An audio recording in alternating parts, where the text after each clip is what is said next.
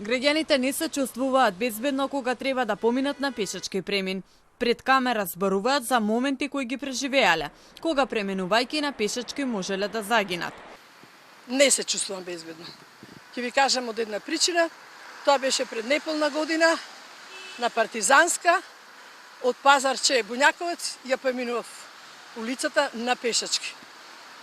Неколку коли, зборувам од страната на Пазарчето, ми застанава, не бев сама, една голема група, и таман да дојдеме до последната лента, одеднаш еден млад дечко со една скапа кола, среќа застанавме. Сега си внимаваме многу, да ти кажам правилно, се вози лошо се вози, па ќе видиме сега понатака како ќе биде со тие камери.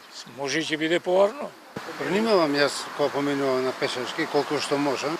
Треба да се контролира во секој случај. Возат луѓе без дозвола и со дозвола. Барем тоа да се внимава. Пешаците со кои разговаравме велат дека потребно е поголемо внимание. Често гледаме дека има пешаци кои се прегазени. Кај кого ја гледате вината за тоа? Кај пешакот. Ако чека дозволено, нема да биде прегазен. Треба малце повеќе да се отварат очи со несовесни возачи. Односно треба да бидат пешаци малце повнимателни, затоа што не се знае од која страна ќе ти дојде автомобил. Во земјите на Европската Унија годишно во сообраќајни несреќи гинат околу 20.000 луѓе.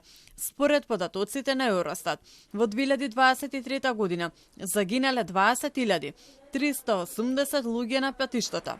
Најмногу процентуално гинат во Бугарија и Романија, по 81 човек на 1 милион жители, а најмалку се гине во Шведска. Само во последните неколку дена низ Македонија се случиле повеќе тешки сообраќајни несреќи. Во центарот на Скопје загина велосипедист кој бил удрен додека преминувал на пешачки премин. 79 годишна жена беше прегазена кај гимназијата Јосип Броз Тито, а 11 годишно девојче беше удрено на улицата Перо Наков во Кичево. 10 годишно девојче се бори за живот по несреќата на магистралата Охрид Кичево, а во друг инцидент на кеот на Вардар пред неколку месеци 68 годишен пешак почина на лице место.